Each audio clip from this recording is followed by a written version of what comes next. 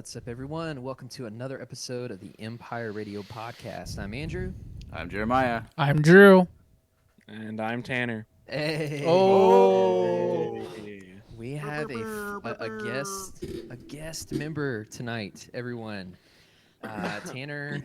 We'll explain more about this later, but Tanner has graciously agreed to come on and help us do something that if you're watching the Twitch stream. But you're watching on YouTube before you listen to the audio version, it's gonna give it away. My screen will give it away. But tonight we are doing a Star Wars quote challenge. More on that later. But first, as usual, we are on the social medias. At least some of them, not all of them. Most of We're them. not. We're not on Twitter. What is Clubhouse? Is it the new thing? That is a new thing, but I don't know what that is. yes, Yeah, we're not on that. We're not on Clubhouse. We're not on Snapchat. What We're about not on MySpace? OnlyFans or MySpace. I want to be on MySpace so bad, though. Well, it's still live. Yeah, You you heard it can- here first. You It's still live. If you know your login information, you can still log into your account. Yeah. Is that real? Because I tried. I don't think Yeah. it works. It works. It works. All right. Well, here's a list of the Working. here's a list of the Okay. social media. Here's a list of the social media we are on. 1, Instagram. 2, Facebook. 3, YouTube. Instagram and Facebook at Empire Radio Podcast. No capitals or any fancy things like that. Just type it in, just like it sounds. YouTube, Empire Radio, a Star Wars podcast. Twitch.tv/Empire Radio. This one's really important because this is going to be where you can catch our live podcast episode recordings every Tuesday night, 8 p.m. Central, 9 p.m. Eastern, all the other time zone. There's a handy thing on Google that'll help you with that. But 8 p.m. Central, 9 p.m. Eastern, you can catch those recordings live. So first of all, while we're on the topic, hello, everyone in the Twitch chat who are watching right now. Thank you for being here. And last but surely not least, Discord. We have our own Discord server. If you go to the link in our Instagram bio and a pinned Facebook post on our Facebook, you can click the link. It's an invitation link, and you can join that way. It's a party. It is. It's a lot of fun. It's a lot of fun. Yeah. For those of you that don't know, Tanner is the self-proclaimed meme, God. I Grand didn't proclaim Admiral. anything. I was just put there. the Bombad General of memes. The bomb man. Take it. I always forget that's a good quote. Like, that's a good thing. Bomb bed? Yeah. Yeah, it just sounds like it's bad. What did we talked about that last week? Yeah. When we were talking about the pod racing game. Bomb bad racers. Yeah, Bombad Oh, Racers. Yeah, it's like it's like an exclamation of awesomeness. It's bomb bad. Yeah. So if you're walking down the street and someone yells, "Hey, you look very Bombad today," it's not an insult. I'm gonna start saying that. I like that. Yeah. Bring it back Dude, that Or outfit start is it. so bomb bad. or start it. We should. So what? Sorry. Oh, I was going to say, your outfit looks very bomb bad today, Andrew. Thank you. What do you think about my my stream background, Drew? No, that's just bad. There's no bomb involved. Since Tanner is here, and Broom he was bad. the Broom bad. since he is the author of this gym, Broom boy, yes. I figured I'd pull this out for a few minutes. If you're on Twitch, you're watching on YouTube, you're gonna know what this is.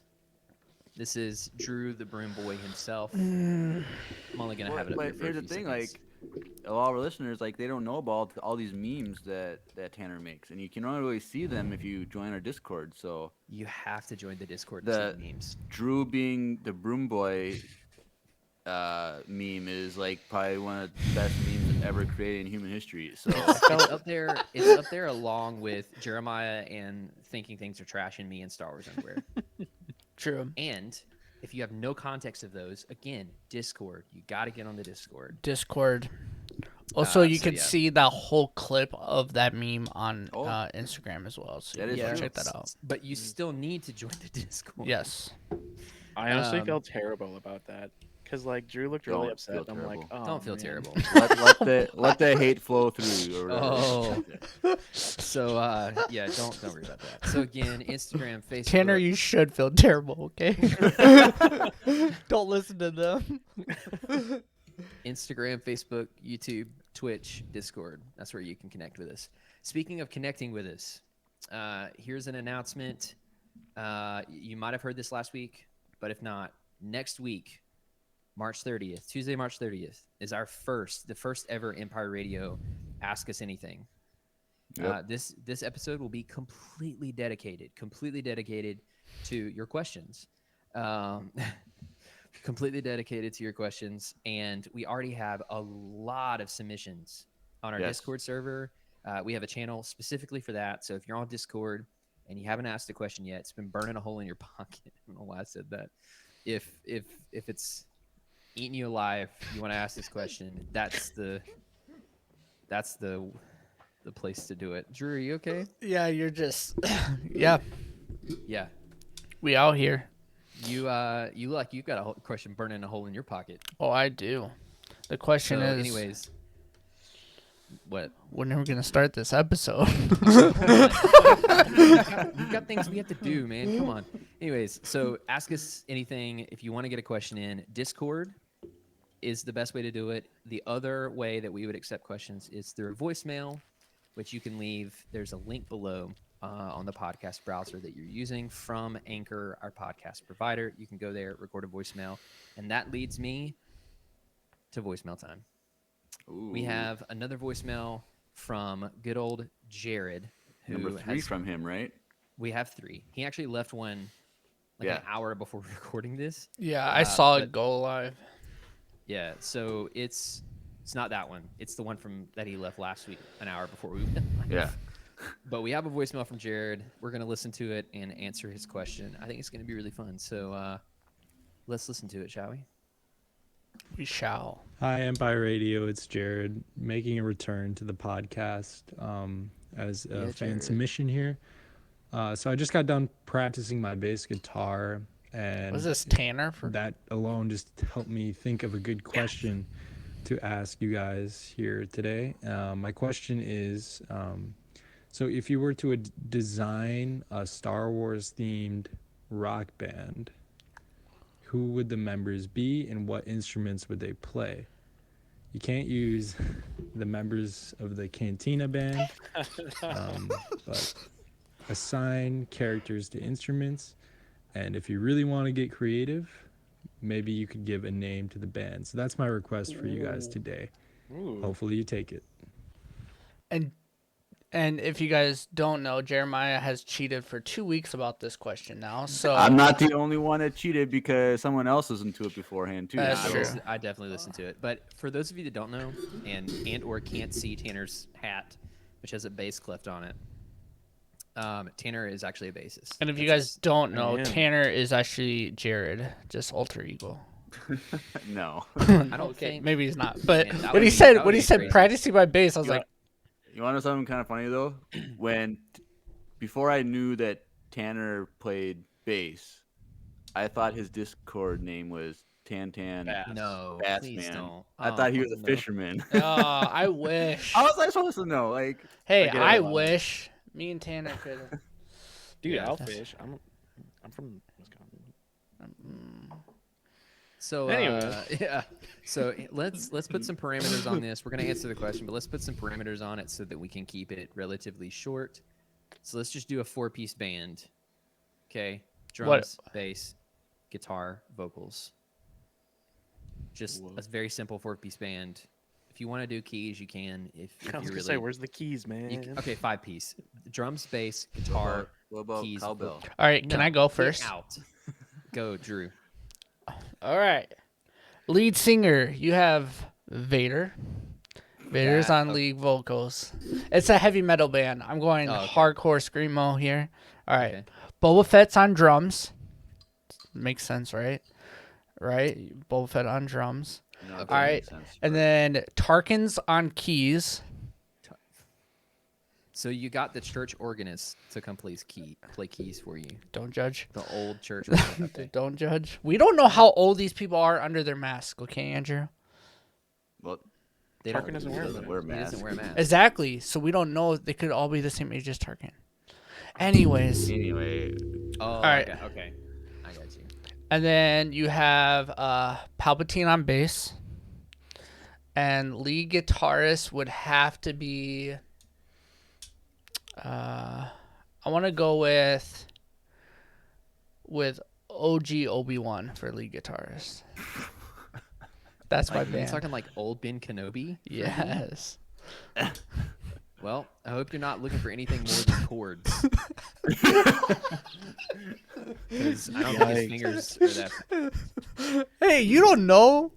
All first position too. Yeah, it's all cowboy chords down there. All right, Jeremiah.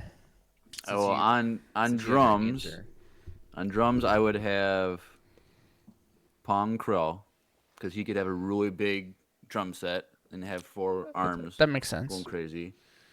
I think lead guitar. I feel like that's a Han Solo type of thing. Like he wants the attention. What kind of He's- band is this, first of all? Well, the question Is was this a rock band. jazz? Oh, Yeah, So- rock oh, that's band. true. He did say rock band. Um, So far, it sounds like a jazz band to me, but keep going. so I need a bass player. I feel like there's no way that Chewbacca wouldn't be a bass player when Han Solo's lead guitarist. Could be Jabba. Oh, come on. Nah, I feel like he's Tanner. like the band manager. Like He's the one making sure stealing they're the out money. there making money, getting them gigs. Yeah. Jabba's the record label executive that bans Yes. people on Same YouTube thing, for making same thing. covers. He's Yeah. that. What's? Yeah. Let's keep going. That's why I need a lead singer, huh? What? No. I need a lead singer. That's my last one. Yeah. Drums, bass, electric, I need a lead singer, right? keys. Well, you Well, can if you want it. if you Oh, yeah, wanted. you could do a lead singer. That's fine. Lead singer, I would do. I feel like Padme would be a crowd pleaser with her voice singing. Nice. Can I would change only my be- electric guitarist It to would only Thrawn? be sad song. No, because I was gonna use Thrawn. Dang it! I feel like Thrawn would be a good guitar player. Is that who you have? Yeah. Okay. So I'll go real quick. So mine's prog metal. Think like Dream Theater. You I know, have no idea what pretty this much is. any I of love like this. the plenty Prog metal. Yeah. Come on, You it's know, Prague. Porg metal. porg. There you go. Porg metal. There it Thrawn's is. on guitar. I Now feel like he'd Jeremiah be knows. I feel like Thrawn would be super calculated and technical, super technical. Thrawn's on guitar. Yeah, I should have done It's that. actually funny that you say Pong Krell, Jeremiah, because I was thinking Dex Oh, my boy, for drums, so he would be on drums. Bass. Obi-Wan. Wow. Drew said full send on that one. We're just Dude, that's my boy, dude. We go way back. No, you don't. dang, and Jeremiah's just Same shooting same as all of us. We all know about the same time period. Okay, so Thrawn, Dex on drums, just because of the extra arms. I would have R2 on synth, Hey. but he would just plug into it and just be able to just rip. And then for bass, Mando. He seems like a cool guy to have on bass. I don't know if he'd be able to keep up in prog, but he could learn. And then vocals, Little Annie. no, I'm gonna go Salacious B. Crumb. Ooh, Hit all the high notes. nice. All right, Tanner. Oh my gosh. All right. So drums. I was thinking General Grievous also has the arms. I'm glad we all thought about that. Oh, dang. Except for I didn't- me. He's got a bunch. Dang. That's a good Um, choice. I was actually thinking Thrawn for keys. Mm. For the same reason you said guitar, like the calculated, he's gonna know his stuff. So he's Yeah. gonna play these True. outstanding chords and voicings. So Yeah. Mm-hmm. lead guitar. Ooh. Man, I want to say Anakin. I don't know. I feel like he would just know. He had no time on Tatooine. He had all the time on Tatooine. To He's got that do metal whatever. hand, dude. He could just go. Here's He the can thing, though. strum for days. Anakin's the guy that, like, all of a sudden, you're playing in a major key. You have this happy song going, and all of a sudden he drop tunes out of nowhere. It starts chugging. Drop C too. Yeah. Oh yeah. He's got a Completely skips like a D. Digitech drop tune pedal on his pedal board. He just hits that thing. Yeah. Bass. I was thinking Mace Windu because when you see him in like the stuff, he's always got like like the fast punches and whatnot, and he's crazy. I feel like he could rock a bass really well, precise. And then vocals. Yoda. Not All the songs would be backwards. I'm gonna go with Watto. Yes. All right. It's gonna Your be like hit single Scream. would be called Nubian. Nubian. All right. Is this like death Right. metal band? Yeah. Yeah. No, this is classic rock. Oh, classic. I'm gonna call them Lack of Faith. Lack of Faith. That's Disturbing. amazing. I mean, come on. Dang, That's I amazing. I definitely should think of a name for mine. Just Mine's gonna You said a be name. 11 parsecs. True. mine is the old Empire, because everyone I picked was old. That's fair. Jeremiah. Oh, I have. Okay, you had 2 weeks to plan this, and you I don't didn't know think about it because it's Jeremiah, yours could be TRA.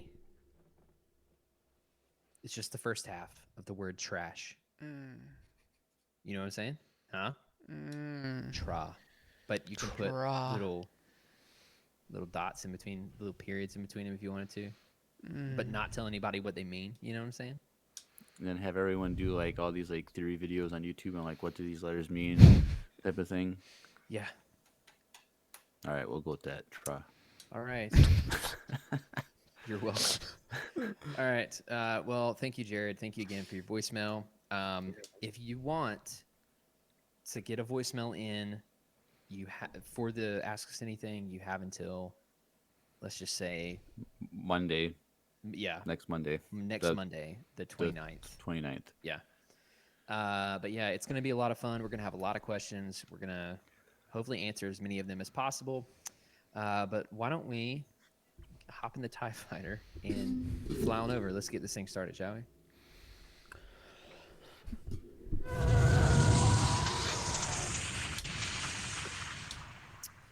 Okay, so Tanner's here. We are doing the Star Wars quote challenge. So here's how this is going to work. So Tanner has a list of 15 characters. That I do. And he's going to tell us a character, and we're going to take turns in picking a quote from that character and arguing the point of the fact that our quote best describes the character as a whole. So, for example, if Tanner picked Jeremiah, I would say trash. The first half of A New Hope is trash. And I would argue why that just all around encompasses who Jeremiah is to the very core of his being. And I would probably pick win. meat because he works That's at true. a meat factory. A factory? Well, That's- I thought it was a butcher shop. It's a butcher shop close enough. with a production facility on the side. So, That's dope. So a meat production facility. Anyways, or So snake. that's- I could pick snake too. That would be a good one because you used to have a snake. It's not just a one word. It's a quote, not what word describes Oh. the person. A quote. Jeremiah, have you ever said, I can bring you in warm or cold at work? Oh, I have not. You should for the sandwiches. Ugh. I hate making sandwiches. So don't come in and ask for a sandwich. I hate making them. Anyway, so that's how this is going to work. Tanner's Yep. going to give us a person. We're going to each state our case. Tanner is going to pick the one that is the case that is best stated. And that's why we have some. That's why we had to bring in Tanner. Yeah, because I'm y'all scared. all know. I'm going to get Y'all- some backlash, I feel. Oh Y'all yeah, all know. prepare. I'm gonna get mad because I'm gonna lose. I know I'm I was- gonna lose this. Not with that attitude, sure. Come on, be optimistic. And Tanner, if you drop the ball tonight, If you might don't not pick be me. invited back to another guest appearance. Oh, So wow. That was this is like an interview, kind of like a trial run interview Dang. thing. So.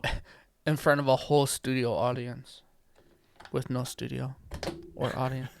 I was gonna say how many people are watching right now? 6 of them. All 6 viewers or Awesome. listeners Live. live. Live. But there's a lot more that are listening to this right now. Anyways, so for those of you that don't know, here's a brief introduction. Tanner has been a longtime listener, a longtime member of the Discord, and a longtime Twitch chat MVP, User. making jokes, making memes. I don't have a lot to do on Tuesday nights. Okay. Well, you know what? Thank you for spending it with What us. does that mean? You have something to do every Tuesday night, and that's watch us. Drew. I feel like we're a little touchy tonight. No, I'm just sad I'm gonna lose this game. Oh. So, anyways, Tanner's been a friend of the podcast for a while. That's why he's on here, and he's going to mediate for us. Quick question, Tanner. Yo. How did you find out about the podcast, or is that just from Andrew? So Andrew was working here at North Central, and last summer I work during the summer. I work housekeeping here on campus. So like all we do is clean all day, and I'm like, dude, I need something to listen to. And I knew like you guys had started the podcast, so I think it was like. So you started it. You started in the fall, right? Or was it like the No, we I think started it was like the winter. January, the last week in January. So we've been We on started for over a Empire year now. Radio. over a year? Okay, Yeah. so yeah, all right. So like you started in January, and I started listening in June. So like I caught up on all of that, and then was like live. So Yeah. Do we want to mention the Instagram message that we got? Yes, I So a fan sent us a message on Instagram saying that last month he discovered us, and he's caught up on all the podcasts in like Oh a my month's gosh. time. So Yeah. and he just joined the Discord Yeah. yesterday or something like that. do. Yeah. And so he's from Canada too. So shout out Yep. to Canada. Woo. And thanks for binge listening to us and getting caught up. So that's the only pretty way to cool. listen to podcasts. I feel like because once Dude, you're caught that up, is you have to so wait much. and wait and wait. Yeah, that's what I did when I used to teach. I was teaching 3 days a week, driving all over the place, and I would just binge podcasts while I was in the Yeah. car. Yeah. So yeah, thank you for representing Canada. I might have to hit you up later and see if your borders are open, depending on the way things continue to go in this country. True. Um, Good thing we're only We're like close. we're Yeah, we're really close. close. So you're gonna Yeah, have you to guys come are- back to us, and Yeah, then we like- can all just walk over there together. Right. yeah. So, anyways, my wife. Oh, he's in the chat. What's up? Hi. Yeah. Oh, So that's cool. Yeah. So, let's just dive in, Tanner. I'm gonna let you take it away, and let's see how this goes. yep. Who's your first guy or character? Number 1 is C-3PO. Oh, what? Oh. Who's going first? All right, me. So it's gonna be me, Jeremiah, you, me, you, me. We're just gonna keep going. We're gonna We're start gonna with do a this person. rotation. So. Okay, Tanner, you have to keep C-3PO. track of that rotation because I have no No, idea. I'll keep track of it. It's fine. So much pressure. You want me to keep my score though? C-3PO. That's probably a good thing. Yeah, Yes, that's probably yes, good. that is Yes. that is actually yeah, real. I'll let you do that. Chat, you can help Tanner out too, by the way. Yeah. So, I was really worried about this. I prepared some quotes ahead of time, randomly, just in case. Was he one of them? Yeah. Pollo. Okay, go ahead. Sorry. All right, Tanner, you ready? I'm ready. C-3PO, I'm programmed for etiquette, not destruction. This is from Attack the Clones. I think this represents C-3PO because he's always this beacon of like properness almost to a fault. But he's always in situations, in the movies at least, and in the Clone Wars, where that doesn't matter at all, and stuff is just hitting the fan around him. So he's programmed for etiquette, not destruction.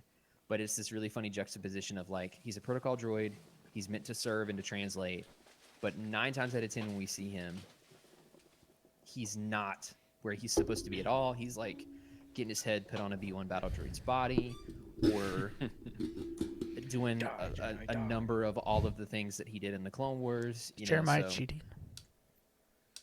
No, he's not. Are you cheating? No, I'm not. Little smile. My hands are right here. So, anyways, I'm gonna keep it short. I'm programmed for etiquette, not destruction, but it's ironic because he's always in other places. So Cute. Go, Jeremiah. After you just close your browser. Keep going. I would say something that stuck out for me would be when he always says "thank the maker," because he says that like multiple times. I need the exact number.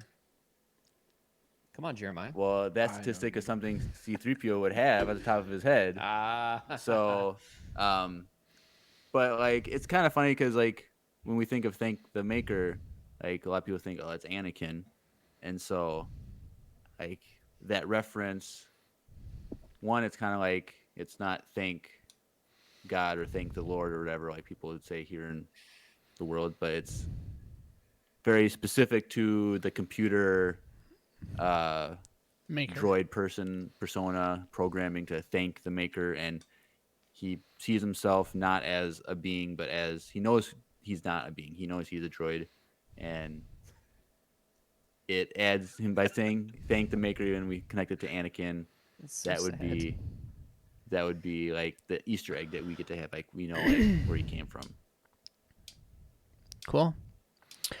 I forget like the exact quote I would say, but mine would have to be around telling the odds. What's so Okay. funny?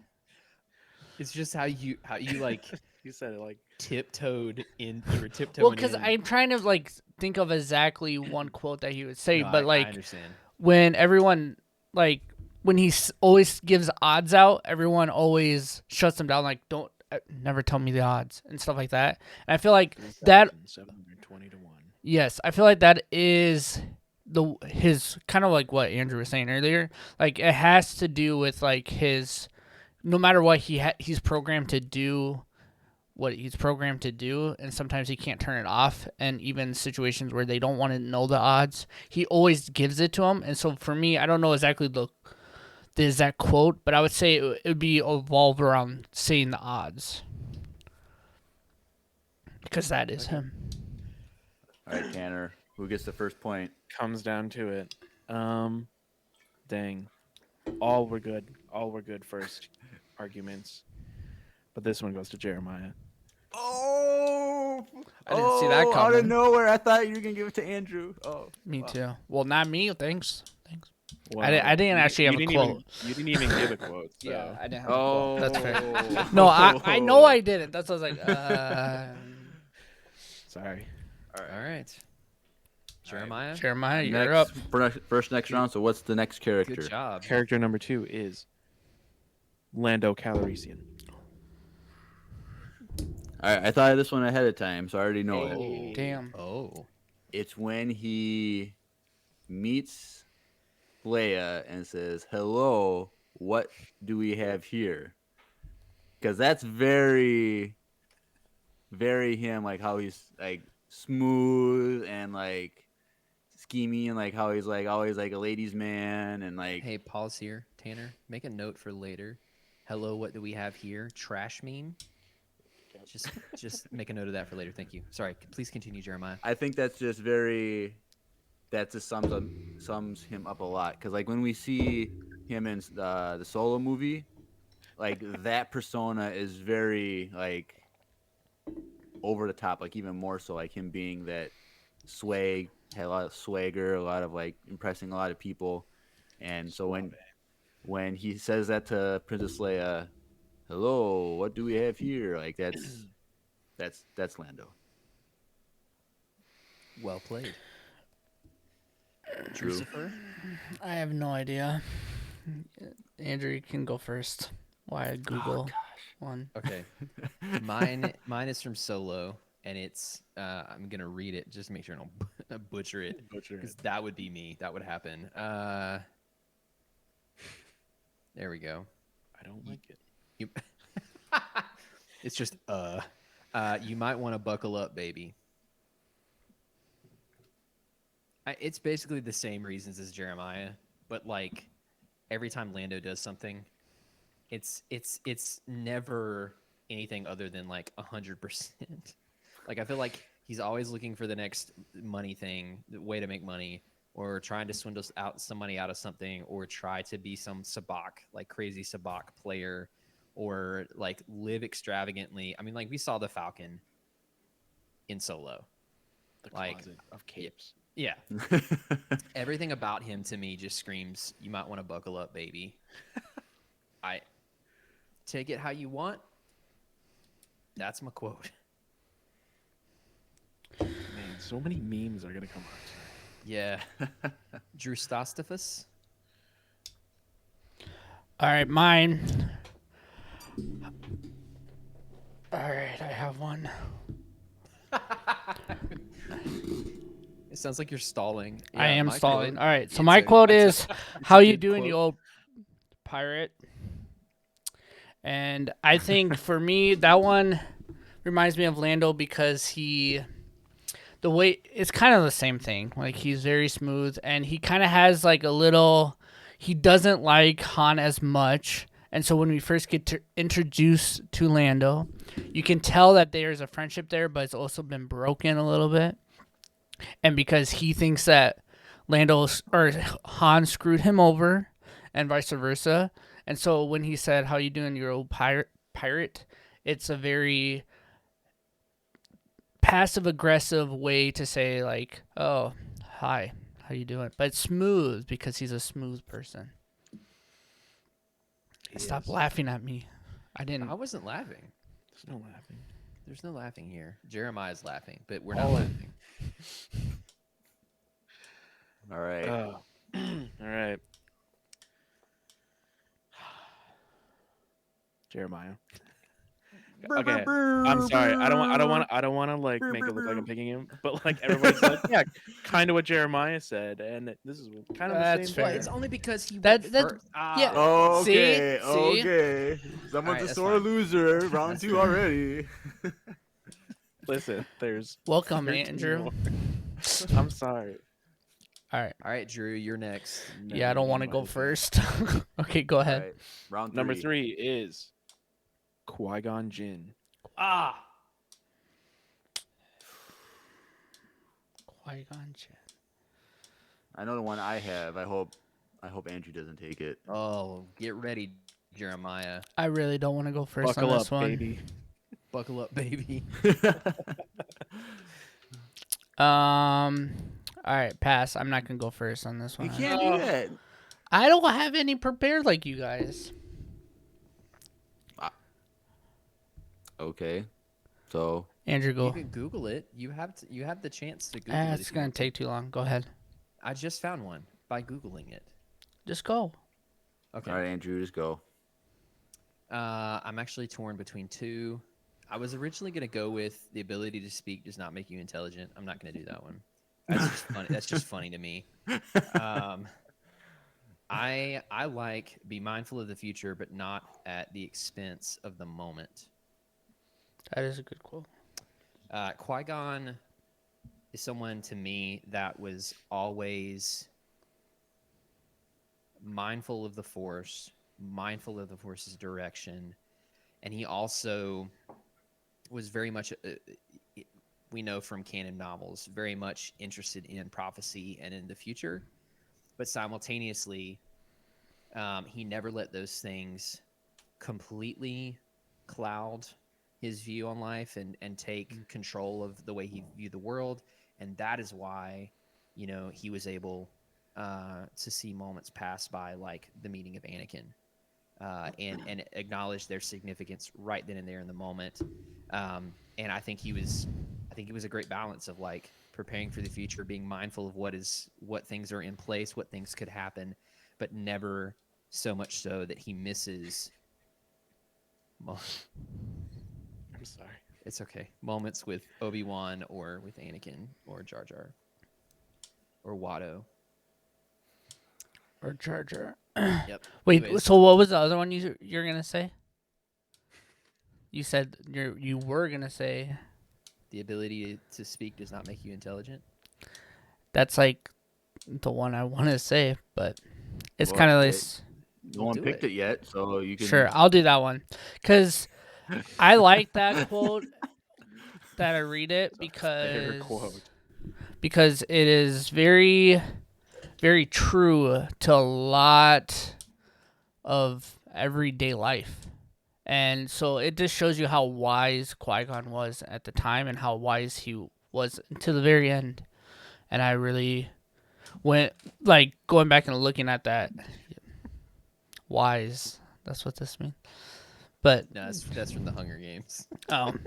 so, yeah, I thought that was a really cool, like, thing to say to Jar Jar. And it was a very, like, snotty way to say it to Jar Jar, too. Like, it was kind of like a kick to the face, and I thought it was pretty cool because Jar Jar was meant for us not to really love him as much right then and there, I thought. Disagree. All right. Okay. So I will go with, I believe it was his final words as he just before he died, when he tells Obi-Wan Kenobi, "You must train the boy." That puts everything into motion for all of Star Wars, and it's kind of to piggyback off of what Andrew said about his how he was just kind of like he was focusing on what was happening now and what the Force was leading in that moment, and in that moment of that time of discovering the Chosen One and who he believed him to be, he's like, you have to train him. Like, this is the will of the Force. This is everything. And without him in his as his final request, Obi-Wan probably might not have trained Anakin, and who knows what would have happened. So the fact that that was his dying words was like reflects who he was as a person. Like, this is He didn't want to give the up most on him. important thing I could tell Obi-Wan right now is to train him, and that's a reflection of who he was as a Jedi. Nice. It's true. Millions would have survived if he wouldn't have trained him. But Yeah, it's I was not. gonna say we know what True. would have happened. We know what would have happened. So much. Jeremiah pointed out his one mistake before he died. Nice, Yeah. nice. Was your mistake. Mm. This round goes to Andrew. Yes. I think you really put forward a good one on that argument of just like that lesson. I feel like is Anakin's first major lesson, and it really like sets the tone for like terrible things that come. But like it sets the tone for like Anakin's training. Kind of like starts there. So, nice. Sweet. Cool. All right, round 4. So we'll start with Andrew again, since this is his round technically. Character quote number 4 comes from Leia Organa Solo. I put Solo in there just in case you wanted to quote her from like the sequels and whatnot. So Gotcha. Okay, so this is going to be a bit controversial because it's from The Last Jedi. Ooh. But sorry everyone, but it's the moment at the very end where Rey's like, "What do we, Master Skywalker?" No, not that quote. She's like, "Hey, so what are we gonna do now?" And Leia's like, "It's okay, we have everything we need." That's the quote. We have everything we need. Leia to me has always been very strong, but the thing that defines her, especially as a female character, is her independence. Independence and her resourcefulness. She's always been able to think on her feet. She's always been super strong. She's always been able to handle things and improvise super well, in a similar manner to Padme. And we see that. I haven't read most of these, but my wife has read the canon novels. And she always seems to have everything she needs. But when she doesn't, she has that. When she doesn't inside herself, she has that in the people around her. So she's always got seems to be everything that she needs. And so her saying that to Rey, I think, especially in her older age, is a great indication of how far she's come and a great indication on her outlook on the rebellion and on the state of the galaxy as a whole. And it most importantly signifies the hope that she carries in the resistance. Interesting. So my quote is from the He said, second half. My quote.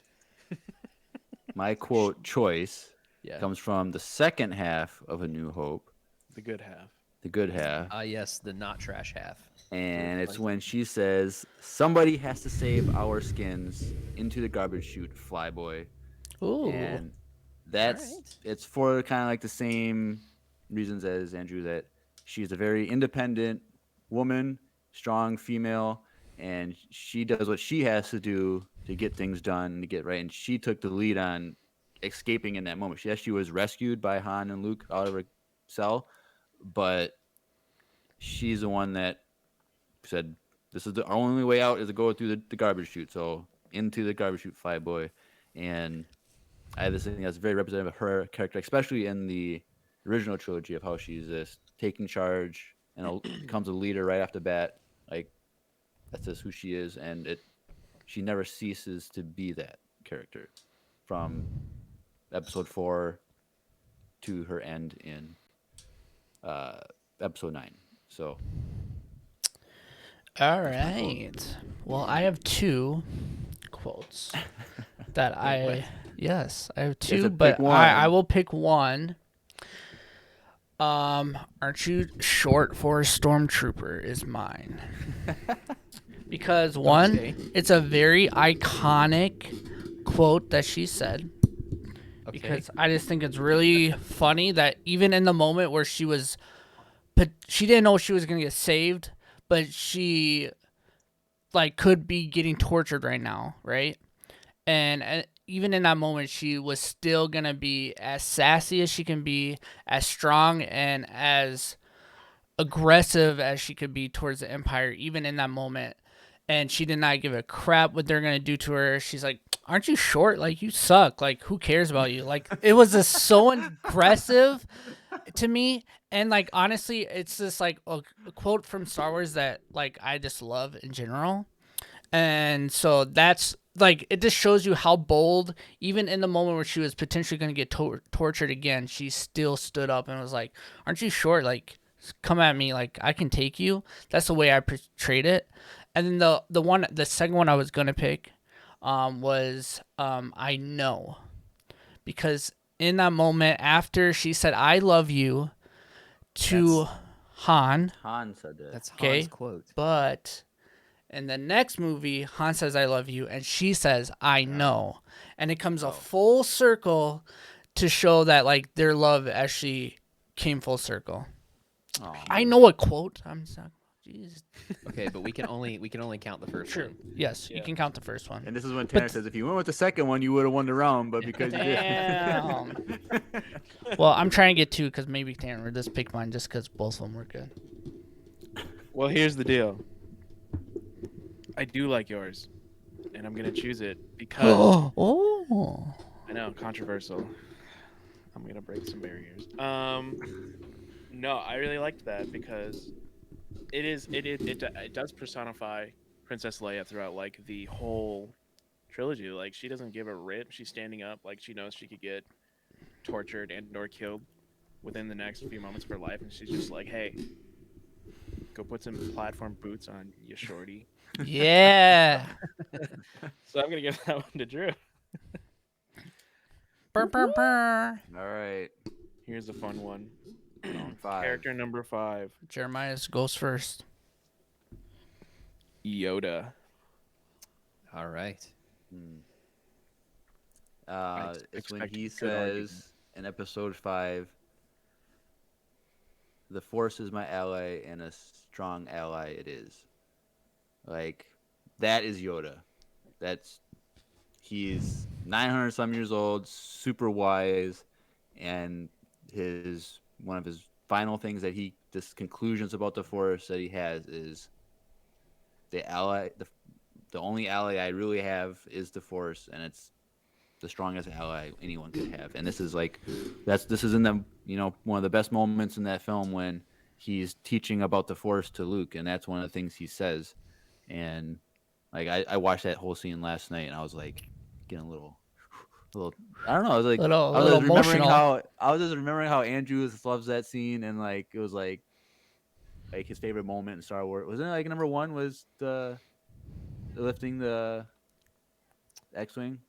Was that your number one moment? It was definitely or top five? three, top three for sure. Yeah. So Yeah. I really liked that, and that's my choice. All right. Mine is do or do not. There is no try. An instant classic. It's an instant classic. Honestly, Yep. like if you, there's not a lot that I could explain besides it's an instant classic. It it is Yoda. Like that quote is Yoda. Everyone knows Yoda said that quote. Like that is what Yoda is. Like do or do not. There is no try. Like if you don't do it, you can't you got to try it out. You got to use the Force. You got to work on it. Like if you don't try, you're never going to fail or succeed. So that's my quote from Yoda. And I probably stole Andrew's quote. I feel like Andrews is gonna be from the same Oh. speech. Like all three of ours are gonna be from the same speech. So mine is yes, a Jedi's strength flows from the Force. That is not what I thought was going to come. Wow.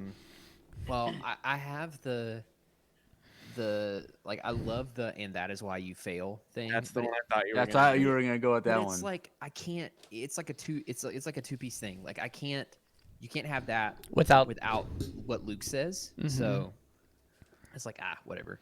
Anyways, so again, the quote is yes, a Jedi strength flows from the Force. And this one jumped out at me because Yoda is the craziest thing about Yoda is the legacy, the reputation, the strength, the power, all of these massive influences and effects that he has, but he's in this super small package. Like physically speaking, as a duelist, even without the Force, he's not a great duelist. Without the Force, he doesn't have the ability to have the foresight and the wisdom that he's gained over hundreds and hundreds of years of living, and really and truly, it's interesting because without the Force, Yoda really wouldn't be anything except like a little green raisin. But that How dare relationship is literally There's a meme right there. yeah. That I would relationship- say Tanner get to work, but focus, Tanner. that relationship Making notes. between him and the Force is the very reason that he's one of the greatest Jedi to ever live. So for him to say a Jedi's strength flows from the Force, that's to me that's who he is. It's like a raisin having the strength of Superman, but without it, There's it's another just one. it's just a raisin. You know what I'm saying? It's like a shriveled up olive, just rolling along. All right. All right. Anyways, Tanner. Point goes round 5. The point goes to who? Andrew. Sorry. well, that Not Jeremiah because it was just funny. is in denial Not over because it was there. funny. I thought I had that one. I thought I had that one too. It was close. Jeremiah was a close second. Sorry, Drew. Wow. I'm sorry. Sweet. All right, round 6. Round 6 character quote comes from Is this me or is this Drew? This is Drew. This is me, and hopefully you pick someone that I have listed. Kanan Jarrus. Nope. Oh shoot! Ooh. I have Ooh. no This is one of the idea. ones that I don't have. Oh, jeez. I've only seen Rebels like twice. Oh, unfortunate. He gets he's so wise, but like he He's- doesn't know it. yeah. Like it's He's so like angry about like what's happening and like caught up in and then he's so good at the end. Oh, All right. Not gonna lie, I wasn't a big fan of the Rebels ending.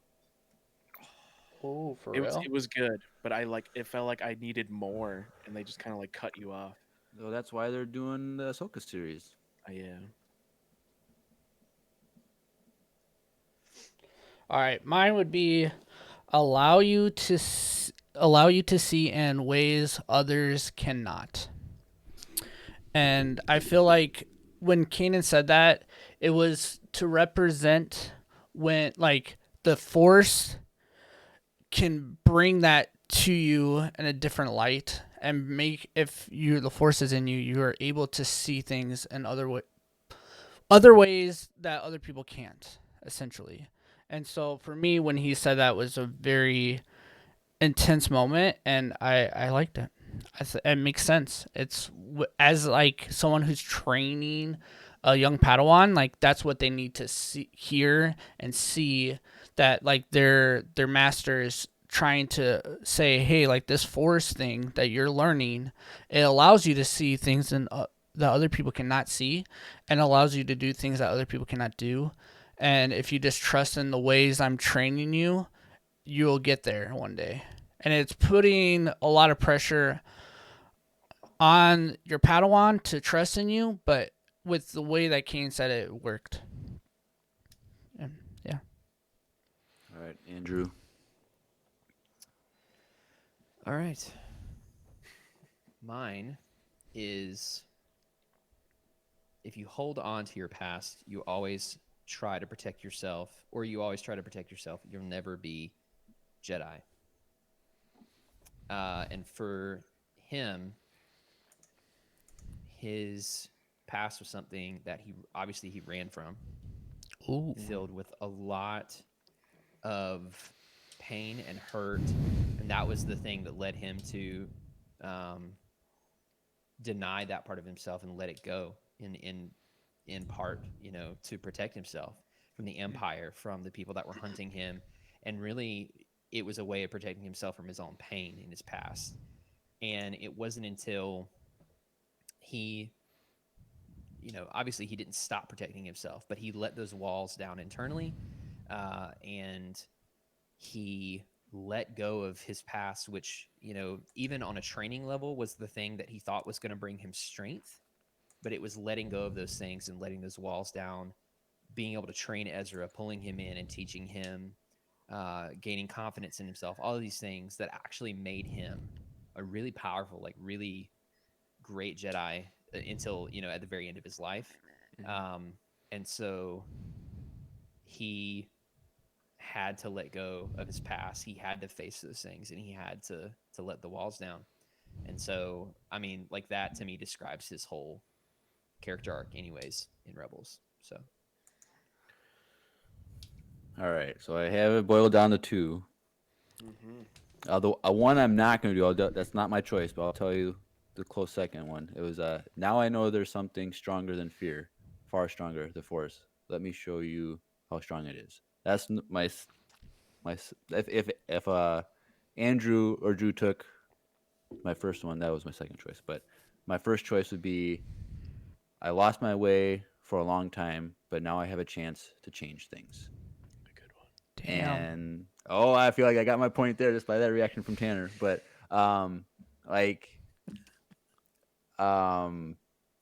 he just describe it. Come on. Come on, get to the point. I feel like I got my point right there. No, come on. I just the more I think about Kanan's character, the more like I really, really enjoy him and how his choices and his journey with Ezra is what leads to the success of their rebellion, their cell group's mission of stopping the TIE Defender program. Like the season 4, like when he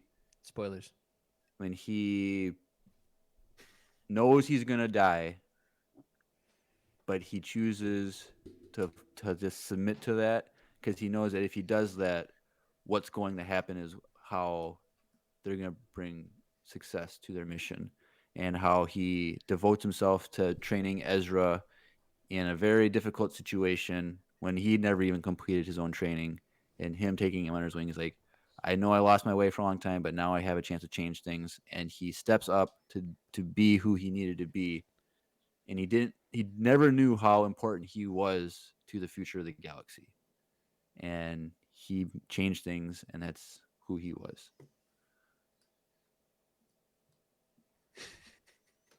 And the point goes to Okay, I'm just gonna point out that I hate doing this. I'm so uncomfortable right now.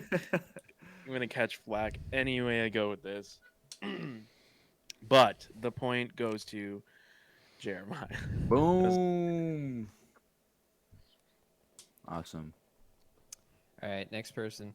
Wait, was Alright. that round 7? That was around 6. 6. So Okay. score right now: Andrew 2, Jeremiah 3, Drew 1. Why All are you right. laughing? Jeremiah. can you know. take I'm it? sorry. All right, hold I'm up, sorry. hold up. You're I laughing. apologize.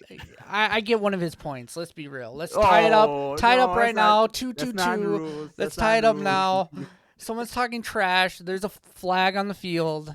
Give me his point. Come It on. doesn't say in the rule books we can't make fun of each other. So round Wow. 7. Wow. All Round right. 7. Who, All right, who round goes 7. first? Who's Me. what? Andrew's first. Yeah, because you just went. Oh, first. I did. Yes. Okay. Go ahead. Okay. Round 7. Character quote comes from Obi-Wan Kenobi and or Ben Kenobi. This is the Okay. one I was hoping you did last time. This comes from Clone Wars, and Ooh. him and Anakin are going back and forth, and Anakin's like, "How did you know that they were going to attack us, or they were going to do whatever?" What I was gonna say he why says, you. Yeah. It doesn't matter. But what Obi-Wan says in return is he says, "Because I make observations while you think with your lightsaber." Damn. Star Wars. Dun, Mic dun. drop. So for me, And first Obi-Wan of all, walks that away dabbing. encompasses All right. It encompasses the snarkiness, because I guess up until the original trilogy era, where he's just like old and tired, he's got this really great sense of like snarkiness, sense of humor. He's a little savage. I mean, he's really savage. There are a few times where he just straight up destroys Anakin in the Clone Wars, and it's really funny. But like that's a huge part of Obi-Wan's personality is his sarcasm and his ability to have fun. Sassiness. Yes. But the main thing about Obi-Wan that sticks out to me as a part of who he is and his character is that he's always willing to think, he's always willing to analyze, and he's always willing to calculate before he makes a decision. He's never been one to just jump in, like you could argue that he kind of did at the end of the Phantom Menace, but really, every other time outside of that, it's always been calculated. It's always been, what move can I make for, the greatest outcome in the situation that I need to happen? How can I train Anakin to be the best Jedi long term? How, what decisions do I need to make for the greater good of the galaxy, and dueling with Anakin? Like all these things, he's weighing the odds, and he's calculating. And that to me is one of the biggest reasons why he's a great Jedi. And I could go into it, but even his lightsaber style kind of reflects that aspect of him, because it's a very defensive style anyways. So yeah. Your move. My quote for Obi-Wan Kenobi comes from the second half of A New Hope, Wow. when he says, "Use the Force, Luke," when Luke is in the X-wing, and that's him because we know that he sees Luke as the chosen one. We know that from Rebels that he knows Luke is the chosen one, or I should say, he thinks he's the chosen one because there's kind of The Maul thing. Yeah. the Maul thing, but like also like in The Rise of Skywalker, Anakin's voice says, "Bring balance to the Force, as I once did." So like, who exactly is the thing? But he believes, even after his death, believes that Luke is the chosen one, and is setting him on the path. Like, this is your moment. Like, if he can just use the Force in this moment, like, I got him. Like, he's gonna believe in the Force like fully. He's gonna really understand that the Force is necessary to overcome the greatest odds and the biggest obstacles. And he was in one of the biggest obstacles when he's doing the trench run. Like, that's was like the 1 in a million like shot or whatever it was they said. And so that's Obi-Wan Kenobi. That's Ben Kenobi. That's him. He's devoting his life to the chosen one. He did that with Anakin. He did that with Luke, and he's continuing that. And he says, "Use the Force, Luke." Cool. All right, mine would be only the Sith deal in absolute. Why is that funny? Why is I that thought you were funny? gonna, well, first I thought you were gonna say hello there. I thought that was gonna be your. I was expecting that, or it's over Anakin. I have the high ground, but I was gonna say that that would have been my second pick. But for me, in this moment when he says that, he is still pleading with Anakin not to go down the path that he's going down. And it doesn't, like, he is almost lost in the sense of why he went down this path. Why did Anakin do all this? Like, he wants this to not happen still, and he's pleading with Anakin because he worked so hard and so many years of his own life to raise Anakin to be the chosen one. And in his eyes, in front of his eyes, he's betraying, and he is not the chosen one by what he's about to do. And it was killing him inside, and he hated that part, and he hated it. And so when he said that, you felt the emotion that was coming from him, that it was not the outcome of Anakin that he wanted. And as a Jedi trainer, it felt like he was betraying everyone, and it was just weighing him down so much. And then, I mean, right after that, though, he says, "I have the high ground," and that's just a good quote because of all the memes that come out of that meme. But yeah, that's why I picked that one. Man, I'm sorry, I'm running through that scene in my head. Getting It's emotional. yeah. A hard one. And the point to this round goes to Drew. Andrew, right? No, As you The laugh at first me. part, I swear the first part got cut off. I have a brother named Andrew, so Drew. that's Andrew, really then- ironic. But his brother goes by Andy. So Oh no. Nope. I know. Nope. I will Alright. not do that. Drew gets the point. Good job. got Hey, it. speaking of points, really quickly, you know who also gets a point? Every time in my book, Wesley Andrews. every freaking time. Wesley Andrews, Tanner's favorite segment, the sponsor of today's episode. Let's just take a quick break since we're 7 in, about halfway, and take a quick listen to a word from our sponsor. Hey everyone, Andrew here. I'm pleased to tell you that the sponsor for today's episode is Wesley Andrews Coffee and Tea. If you don't know anything about Wesley Andrews, you definitely should. They're an award-winning coffee roaster and shop in Minneapolis, Minnesota, and they make fantastic coffee. The awesome thing is that they have a subscription service that gets those amazing coffee beans delivered to your door on an either weekly, bi-weekly, or a monthly basis. Unfortunately, we're all being negatively affected by this virus right now. With that being said, what a better time to try some new coffee and support a local business. I know they'll greatly appreciate it, and we will too. After all, using the code Empire Radio with a capital E and a capital R with no space at checkout, when you start a new subscription at wesleyandrews.cc, you'll get 50% off your first purchase. I can't think of a better deal. Get 50% off, support a local Minneapolis coffee shop, and support your favorite Star Wars podcast.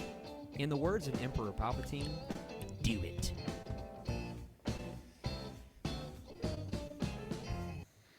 Yay. Do it. Yeah. Consider getting a coffee subscription today. Also, again, I'll say it again. Rule of 2, coffee is a thing. It is a special collaboration that Empire Radio did with Wesley Andrews. It's a special blend, and it's really good. Tanner, since you're the guest on today's podcast, why don't you tell us briefly about your experience with Rule of 2? With Rule of 2. Yeah. It's really good. Changed I'm your actually life, right? quite literally, actually. Yeah, it opened your third eye. It has. I'm actually not the biggest coffee guy. I'm a tea guy, so Oh. I Weird usually flex, gravitate but- towards tea. But I do love coffee, and like I got a Chemex I guess now like a year and a half ago. I was gonna say not too long ago, but like it's good. I love supporting. Sorry. I was supporting small businesses, and I got to meet Drew out of it. True. So yeah, it is quite tasty. I will say yes. That Yes. yep. Sweet. Yeah, it's good. I'm a coffee snob. I kept the So- bag. I like kept the bag. Like it's by my Star Wars stuff. So. That actually means a lot to me. That's pretty cool. Because sure, I ripped off Wesley Andrews' template, but the design for that bag was literally the very first thing I ever did in Photoshop. Ooh. Yeah, I actually sat down and like did a 15-minute crash course in Photoshop to do that. So I was Fun. thoroughly upset when I finished the bag. So that's that. good.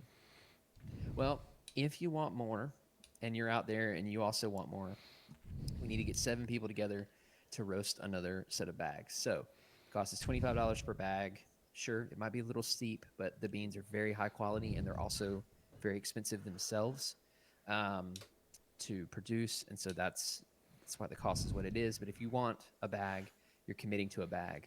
Let us know on social media or in the Discord. We'll give you a number. It's kind of like taking a ticket at the DMV. But the wait's probably not going to be as long. And once we get 7 people together, Drew will go over there, do his little thing. He roasts the beans. It's an That's what I accurate do every day. representation. Boop, boop, boop, boop, boop. Yeah, It's The Sims. it's like a little mouth trumpet sound, and then the beans are magically roasted, and then we'll get them shipped out. All right. Yeah. So what is this, round 8? Round 8. Brew 8. Brew it. Brilliant. Ooh, right. that's a good one. Number 8 character comes from Captain Rex. Ah. All right, Jeremiah, pressure's on you. He's in my top 5 characters of all time. I expect nothing less than Because trash. Jeremiah's going first this round, right? Yep. Yeah, don't So, suck. It comes from the Umbara arc from the Clone Wars. When he stands up to Pong Krell and says, these are men, not clones, men. And he was, because if you know that arc, it's one of the best arcs in all Clone Wars, and he sees how Pong Krell is this, not thinking of the clones as humans, as they're just droids to him in a sense, and they're just getting slaughtered because of Pong Krell's tactics, and he stands up to him, gets in Pong Krell's face, and says, "These are men, not clones, men," and that's very reflective of Rex's journey, character arc, because he grew into seeing the individuality of each person more than anyone. He saw it as we were brothers, not clones. Where he has his quote, "We are, what is it? We are one blood, one heart," or something like that. And he humanizes everyone, and he does that in just a little bit for Pong Krell, where he humanizes the clone just enough, where Pong Krell's like, "All right, fine," type of thing. And that's one of the reasons why I love Rex so much was that arc, because that's where it really took off for him. So that's my choice. I find it funny that you argue that like he says like we're humans, and like at the beginning of the Clone Wars you see like in the Plo Koon thing where he's like we're clones, sir, we're dispensable, and he's like not to me. Not to me. But it's just like if you're the same person, you're all clones, you're the same thing, you're same. Why don't you have the same mindset there? Ah. But anyway, sorry. Food for thought. Right. All Drew? right. Mine is out of Rebels, Ooh. and mine is "The war left its scar on all of us." And like this scene was pretty iconic to me because that's when we got these clones back, and we didn't know what happened to them. We didn't know at this moment in time. We had no idea if Rex was still alive, if he was good or bad. Did he execute Order 66? Like, we had no idea what Rex's state was, right? And then we got him, and then going over how this war left physical and mental and emotional scars on all of the galaxy, not just him, but him personally left a lot more. He saw his brothers die. He saw Jedi that he believed in fall, and he also saw Jedis that he believed in get murdered by his brothers. And it was a really emotional and mental toll on him. And like, as a soldier, like, we hear stories like that all the time, right? And so, like, to him bringing it to an emotional level for all audience, for me, was a big, like, it came out and it was a very intense moment when he was going over that. And so that's my quote. Noise. Andrew. Mine is, I'm gonna read it. Where is he at? I know I have Rex on here somewhere. Just gotta find it. Oh, there you go. In my book, experience outranks everything. So one of the things that I love about Rex, and I think that stands out to me about who he is as an overall character, is his ability to lead. Is his ability to take charge when he needs to lead when he needs to, but he has never been afraid to acknowledge experience in others, even when they may not necessarily outrank him.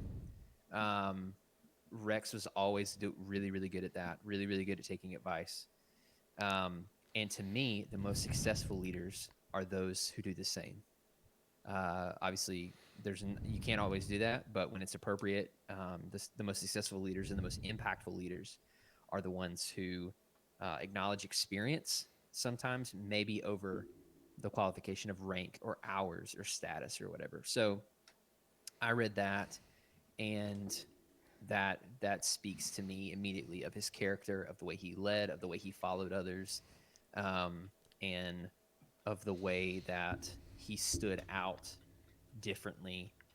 I mean, really, even more differently than Cody, a character like Cody, who, you know, is very different in his own right as a clone, but like Rex had that extra humanness, and I think a big part of that was his ability to adapt and to lead well in every situation. So, yep.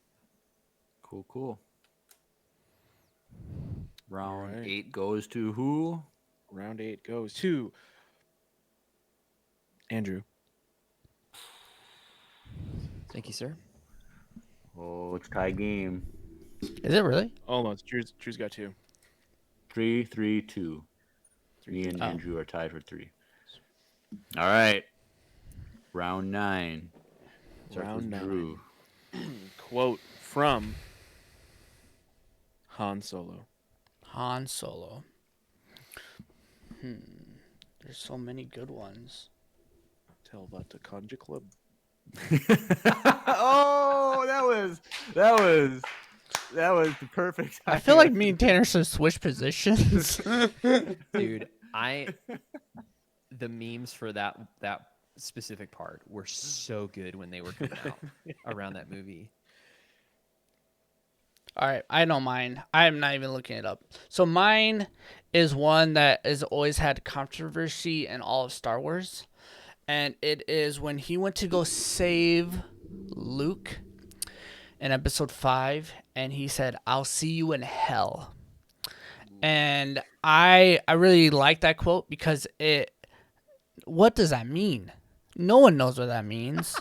and I think it like, Yeah, that's fair. it's one of those quotes that, like, it brings up a lot of controversy, like, is there hell? Like, you know what I mean? And like, for me, In the it's Star Wars universe. in the Star Wars universe, it's a very iconic, like, debate, and I think it's always really cool, and it just shows you, like, how no matter what the odds are, because that's another thing that he always is like, don't tell me the odds. No matter You don't tell what, him. Don't no you matter what the freaking tell him. situation is, Han Solo is going to try his best to get the job done, and the people that are loyalist to him, he will be loyal to them.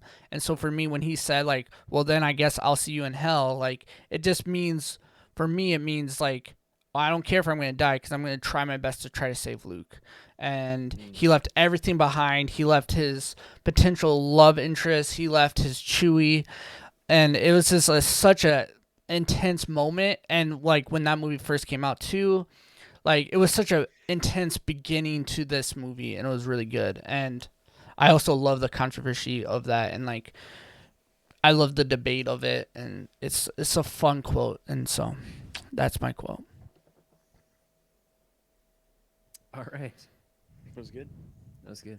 Yeah, actually, great job, Drew. Mine. You ready for this? I Take know. mine. Oh no, that was mine. Oh. Wah, wah. Sorry, Jeremiah. Oh no, I just wrecked his whole entire night. Start searching, Jeremiah. It's a cutthroat world out here in the Star Wars quote challenge. And this is why we are rotating, guys. So I chose that one.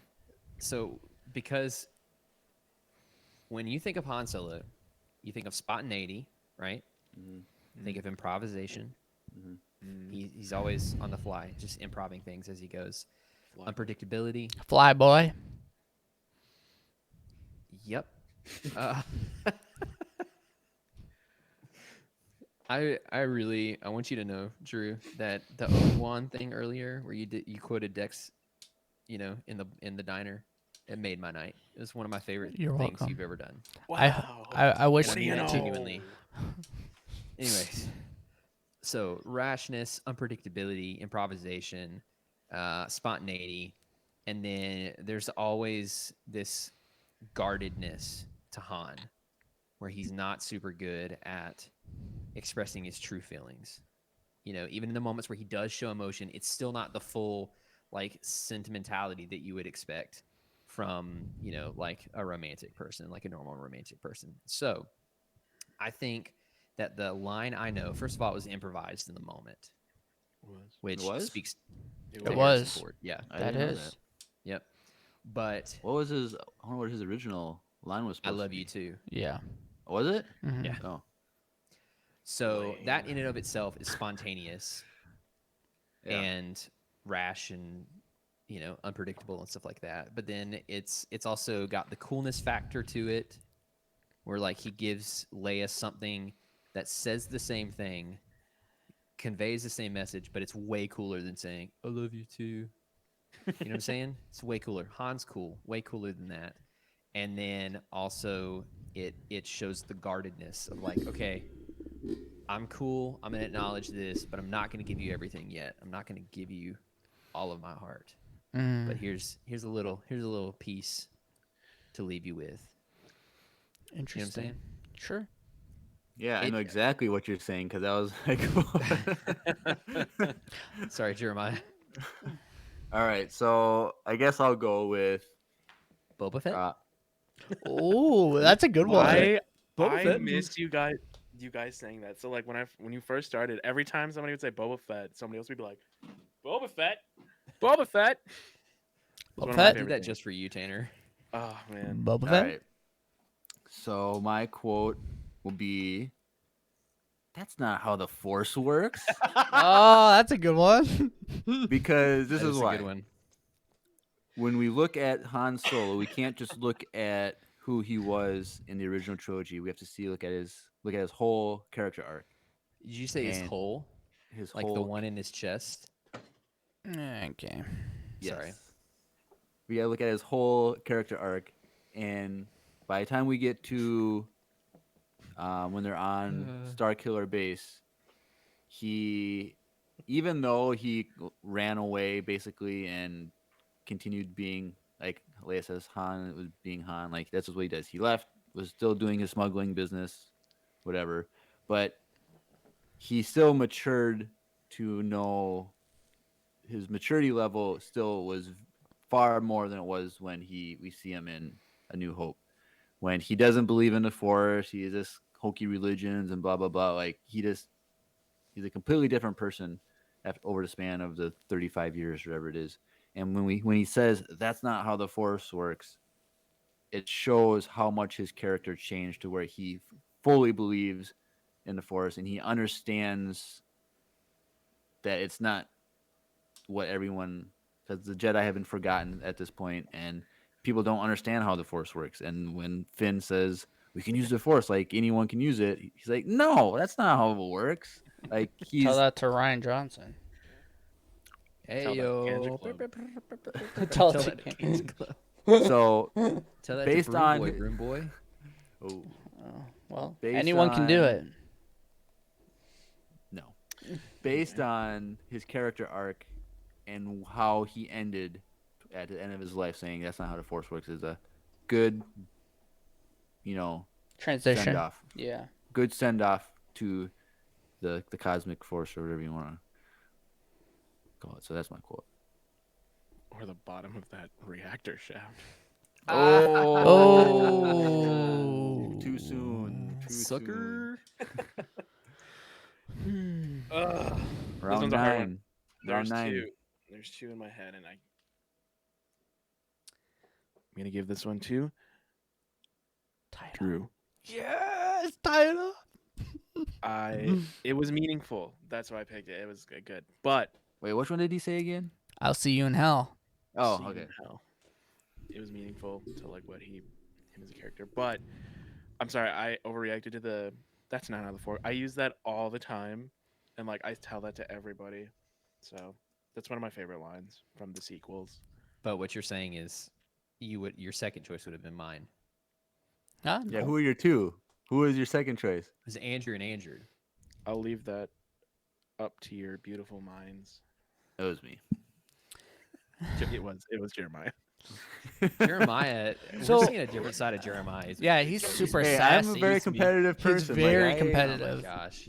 I I mean, Little League baseball. Come on, very aggressive. Wow. I mean, he probably was. He hit those home runs. I hit one home run and it was on TV. It was great. That's all that matters. That's all that matters. That was when I had hair down to my shoulders. Wow. We all did it. True. All We- right. Well, I mean, I did. Andrew, did you ever do that? I had skater hair, Oh, there you go. like the Ryan Sheckler, Justin He was a Bieber. skater boy. He said bye. All right, round 10. 10 quote from Anakin Skywalker. Little Annie. Oh boy. Who goes first? Andrew, right? I'm probably not going to win this one, but this Wow. one I pick it. I picked it because it was really funny. It's and not the your quote spinning is- one, is it? No, Are you no. gonna stroke my shoulder and tell me if it's soft? Because I No. hate it. No. I'm not gonna do that. I'm not gonna talk about sand. I'm not gonna reference a meme. My quote is, "I have a bad feeling about this," because that's his life. I think everybody on this list said that. Okay. Yeah. Well, but really, he was being more prophetic about himself than he thought. And Anakin turned to the dark side and destroyed everything people loved. So that's it. All right. Told you it was funny. I just literally Cynical. read that he said, "I have a bad feeling about this," and it's like, yeah, we all did when you're watching these movies. So reminds me of you. All right. Bad feeling about that dialogue on Naboo. Okay. So my quote, it's one that gets made fun of, Here we go. I and don't like sand. no, it's not that one. It's coarse and it's rough. But I think it's very reflective of him, and it's when he cuts off Mace Windu's arm, and Mace Windu gets thrown off the thing, and he falls to his knees, and he says, What have I "What have done? I Okay, I don't understand why people hate that line so much, or why It's just, oh, It's it's fair. so funny. It's but just, what have I done? Well, I'll tell you what you did. You You just messed up, you Ron. you freaking made a powerful mistake. That's what you did. Okay, Uh, whatever. Okay, but the point is, it shows that he stepped Regret. into some. Well, yes, regret, but it's also because at that moment, even though it was just like a minute away from pledging himself to become a Sith, it's really a reflection of his inner turmoil as Vader as well, and how he was torn between so many things in his life. And when he made a decision, he's like, "What have I done?" Because now it's like it's ruined. Like there's nothing I can do to go back. He already lost hope, and so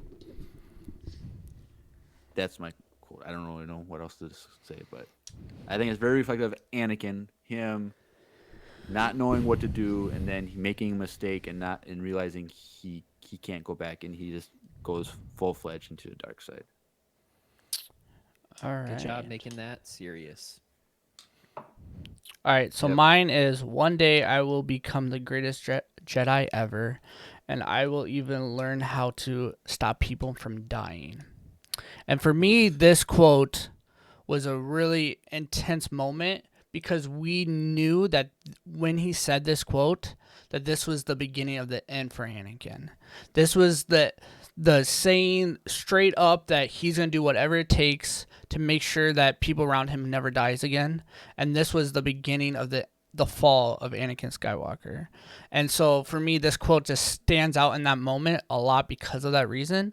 And like when I watched it for the first time, it's very emotional afterwards when you realize that that is the quote that he was saying before he fell, because that was the only way to do that. Like no Jedi before him has done that, and so by him saying that quote, he's saying that he will do whatever it takes to make sure that people around him don't die again because of what happened to his mother. But then also it's also showing that he had a lot of pressure on him from everyone around him, that he is the chosen one, and he is trying to make sure that he is the most powerful Jedi because he wants to stand up to that reputation that he is the chosen one. He is the one that's supposed to bring balance to the Force. And it shows the beginning to the fall of him actually not getting to that goal, and it's very sad.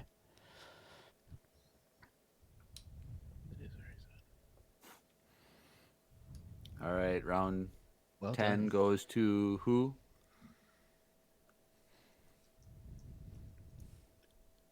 Andrew. What? I was not expecting that. I thought That I was had my- that one. That was my Drew. You did a really good Right? job. That was a I'm good sorry. one. Sorry. I thought I tied it up again. All right. It is tied up. All Wait, right. is it? Well, no, Andrew No. took the lead. He's winning. Well, Andrew just took the lead, but that was all tied up right there. Dang, I thought I was winning that one. That was a. I'm sorry. All right. Round 11. Who's Jai? starting? Jeremy. Okay. Me. All right. I hate going first. Go ahead. Mara Jade. Oh yes. Number 11 is Sheev Palpatine Ah, or Emperor Palpatine. Chief. good old Sheev. I love Sheev. He's a He good has guy. he has so many good quotes, like especially for memes. Memeable. But I think the best quote that represents him would be unlimited power. That is him.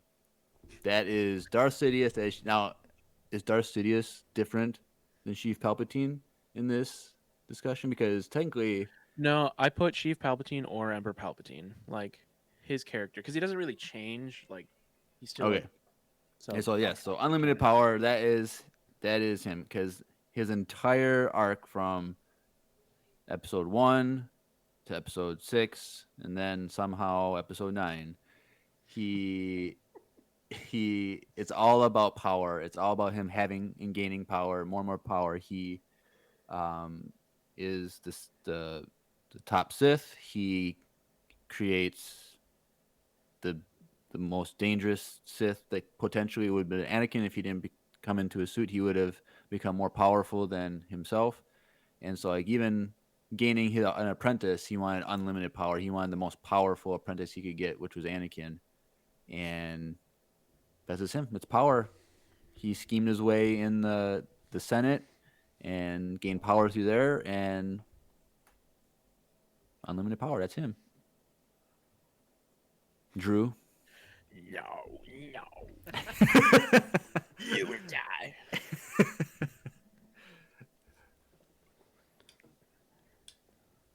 All right, Drew. so mine is young fool. Only now at the end you will understand. And so this was at the end of Jedi when he is shocking. I think it was Vader or Luke. Was it Vader or Luke? When he said this, I'm pretty sure it was Luke. It was Luke when he was Yeah. saying that.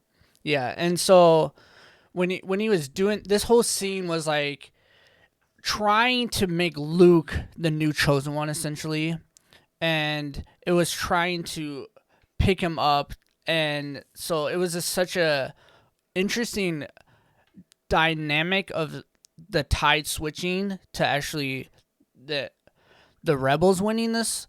And so he, even at the end, he was not willing to give up, and he even thought at that moment that he was still winning this fight, and he was shocking Luke and showing like even at the end like I still got this is still me.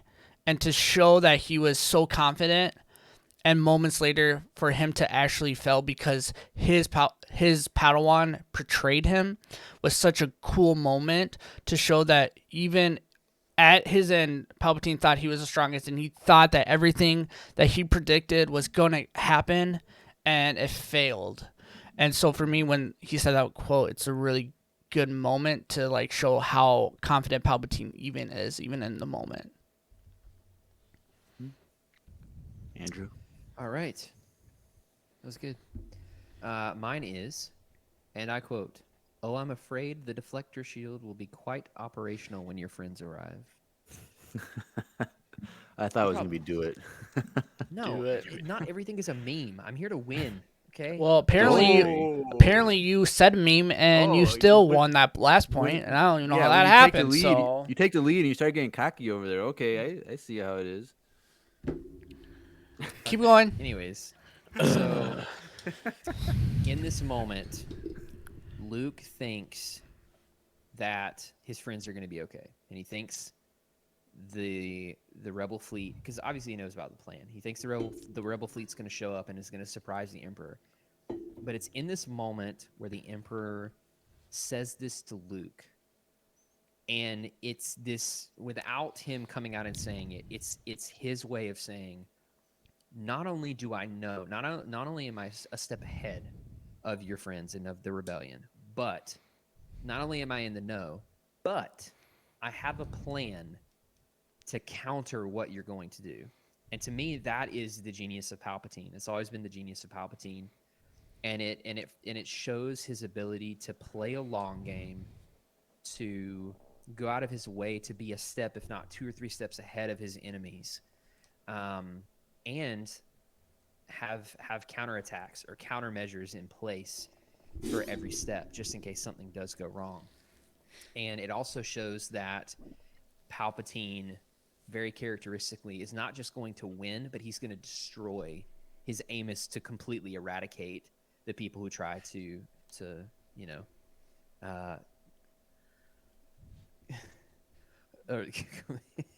Sorry, I read a What comment happened? on Yeah. Twitch, and I just saw that too from Robot Chicken. That's hilarious. What did it say? That would be, man. I should have picked that. That's a hilarious show. We'll talk about it later, Jeremiah. If you have the chance, Jeremiah, I'm not endorsing this, but you might get a laugh out of the Robot Chicken Star Wars stuff. Okay. I did. Anyways, what I was trying to say is that quote. That quote just, to me, exemplifies his ability to be the mastermind technician and Sith Lord that he is. All right. We gotta roll. All right, pull it together, guys. All right. I'm sorry. All right, Tanner. That's really funny. All All right. This round goes to Jeremiah. Oh yeah, tie game.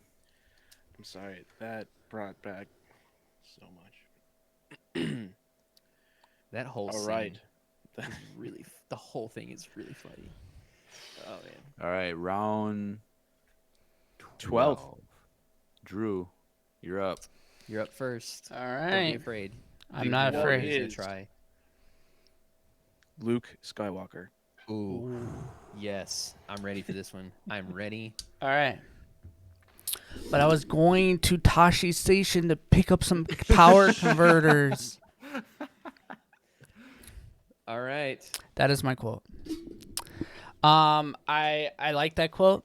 I think it's funny. I think there's a lot of good memes out there for it. And apparently, if you say memes, Tanner will pick you. So that's what I'm going with right now. Not true. I'm trying my best to get on Tanner's good side so we can tie it Listen, up going into room the. boy. Oh. Anyways, though, I think it when he said that, it shows in that moment that Luke is young. He's very naive, and he just wants to get off of this farm. He doesn't care about anything else. And later on, when his uncle and aunt literally die and burn to death, he didn't even shed one tear because he really didn't want to be there anymore. And I mean, it's a really harsh way to think about that scene, but in my eyes, that's what that meant, was like he really just did not want to do what his uncle wanted him to do. He didn't want to stay there for one more season. He just really wanted to leave that planet and do something else with his life. And it's a very naive comment, and like it's just a young person's mind, and we all know people that, or ourselves, were very young at certain points in our lives, and we've said some I mean, we all were. yeah, that's what I mean. And Yeah, we've we grow up. yes, We have to. we Yeah. you have to, right? But everyone have set, well, some people don't, but the point is, like, some people say really stupid things, and in hindsight probably regret it, and I think probably Luke does regret that at one point in his life. And this is a really to show how young he was at that time. That's what that scene was. And he's super whiny, complaining, and he reminds me of his young dad in that scene. So, Classic Skywalker. yes. All male Skywalkers are whiny little Sky brats. Whiner. Skywalker. You're welcome. So Got yeah, on a t-shirt. that was mine. All right, Okay. Andrew. Mine is I'm a Jedi like my father before me. I knew you were gonna go something down that line. Doesn't surprise me. So fun fact, before this game became what it is today, we were gonna pick a single quote and just freaking duel it out on a single quote before the game changed. And this was my quote. I actually came up with it in the shower the following morning after we had a Oh. discussion about it. Has no relation to what I was actually doing, bathing myself. It was just shower is a great place for inspiration. True. You can't deny that. Good music has come out of showers. That's true. Fun fact. Great reverb. So, anyways, so the thing about welcome to Empire Radio, Tanner. He knows. Yeah. So the thing about this quote is, first and foremost, it signifies Luke's pull to be good, which until The Last Jedi, I would say it very much in the expanded universe, part of his character is standing by and being loyal to the light side of the Force, good, being, courageous, being, a man of high character. And so not only does that quote exemplify his overall character, especially in the expanded universe, but also it shows the choice that he's making in the moment. Like, no, not turning to the dark side. I'm not going to fail where my father did. And I'm identifying with the Jedi part of him and not the Dark Lord. So the whole thing is Luke, his character in a nutshell. However, there's also another parallel because his father was a Jedi before him and he failed and he reaped the consequences. And in canon, Luke also had a falling where he also made the wrong decision and, secluded himself. And so, in a way, there's this parallel between father and son, and how Luke really is like the Jedi, like the father before him, even in kind of the bad way, where they both had this defining moment where they made the wrong choice. Um, and so it signifies the parallel between Anakin and Luke. But it also simultaneously signifies how Luke is going to be better than his father. So, yep. All right. Yes, sir. So my quote for Luke Skywalker is, "I feel the good in you." Thank you. When this is in episode 6 when Vader captures Luke and they're walking on the bridge thing and they're having a conversation, and this is where Luke is trying to save his father, and this is the first step of him doing this, and he says, "I feel the conflict within you. I feel the good in you," and that's just who. And a while when we first started doing, I think it was our first podcast when we did our top 5 characters. Beforehand, we were like, "Is Vader considered Anakin, or is that a separate character from Anakin?" And so, in this moment, Who knows? who knows exactly who Vader / Anakin is at this moment? Because right at that moment, Luke sees Anakin, his father, and he says, "I feel Anakin within you." That's basically what he's saying when he says, "I feel the good in you," or "I see the good in you." It's like, I see who you truly are. You're Anakin, and I see the good in you. And that's who Luke becomes, is this person of hope, this person who saves people, he rescues people, and he has to, if he doesn't save Vader in this movie, the rest of the galaxy is lost. Like, there's no more hope. Except, well, I guess Leia could have stepped up, but like, If only. as far as we know, like, this is the start. Like, if he didn't take this step and say that to his father, say that to Vader, he wouldn't have been able to turn him at the end of the movie. So that's Luke. He sees good in people. Until the end. When he Till he didn't tries to kill Kylo. and he didn't even see good in himself. He threw a lightsaber off a cliff. But yeah, up until then, he was good. Wow, that was loud. That was That loud. was- All right, round 12 goes to. Man, this one was hard. Heck. I haven't decided yet. I'm sorry. We can play the coffee ad again if you want. That was a good one.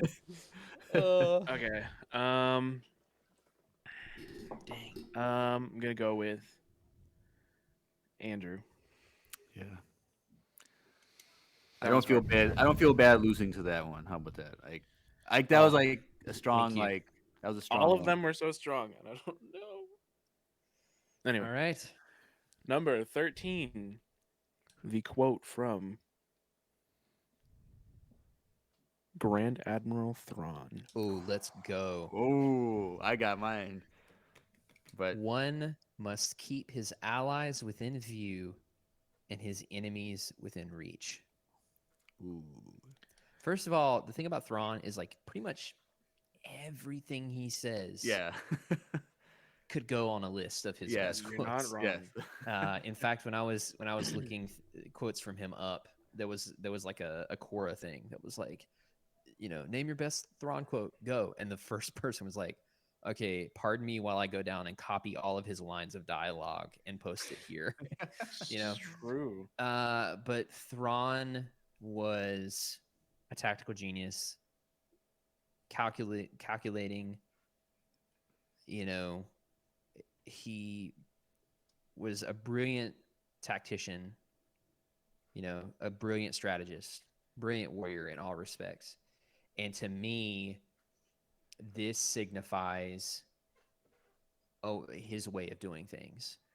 There was another quote that I really wanted to use, but I didn't, where he even talked about how an enemy is someone you destroy, but an adversary is someone that can be turned into uh, an ally. And I think this quote even encapsulates that, where you keep your allies within view and your enemies within reach, because he never once took his eyes off of his quote allies, especially within the Empire. Um, and so it's this idea of course you want to keep your enemies within reach. You want to be able to have access to them, have access to the way that they think, have access to the way that they do things, have intelligence on them, have surveillance on them, whatever. But then you also never lose sight of your allies, because especially in the Empire, those are always the ones that there's a high risk of them stabbing you in the back and it hurting the most. And so I think that quote just really exemplifies to me his tactical genius and his way of thinking things very deeply, and very thoroughly. All I can right. already tell this is going to be a hard one again. So I did not know Thrawn was a person until the season 3 trailer for Rebels. And my quote actually comes from that trailer, which is then later in the season. Does that disqualify him? No. No, because he wasn't canon until then. So. Oh, don't even start. I have a voice now. But My bad. I'm sorry. I'm sorry. In the trailer, and then later on at some point in the season, he says they will be the Now I'm drawing a blank. They will be the The architects of their own They will be the architect of their destruction. And that just goes off of his own how strong of a strategic person planner is, how he can just manipulate people, and how he uses his enemies to destroy themselves, because he studies them so well that he uses who they are to destroy themselves.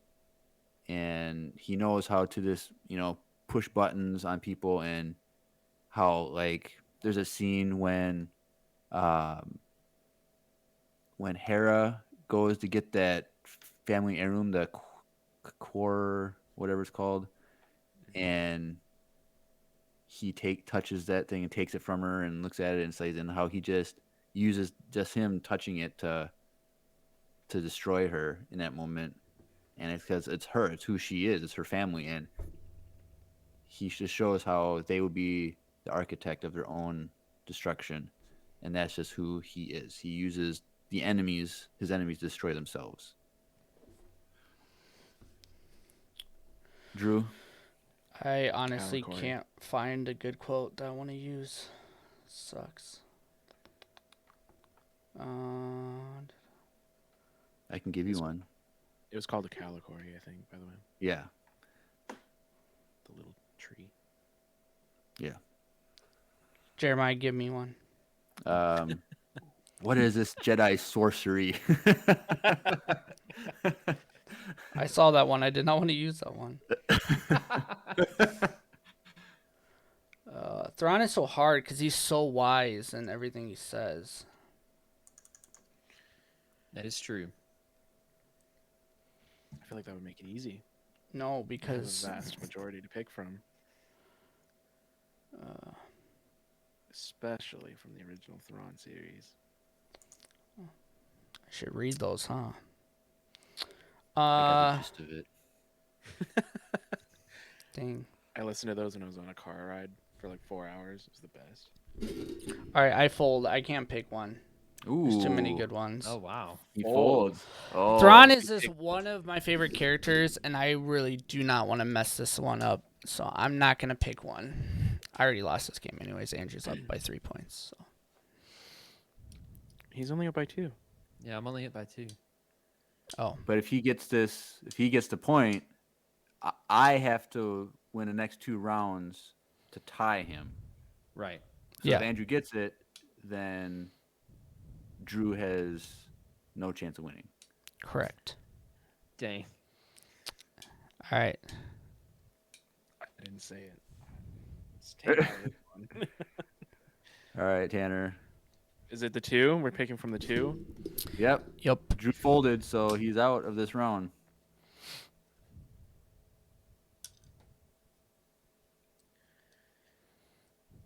Jeremiah. Oh boy. All right. All right, Drew. Redemption. The next character is Ahsoka Tano. Ahsoka. This is- Dude, there's oh, so this many is- good ones. This is the one that I have to win. If Jeremiah almost flipped Don't- over his table. If when Drew you said wins the that. next 2, I'd have to come up with a tiebreaker. I'm just gonna. yeah, throw that out we would there. be tied. So, but I have to get this point. This is the one I've been waiting for. I've been All playing right. this one more than any. Well, hopefully I don't steal yours because I go first, right?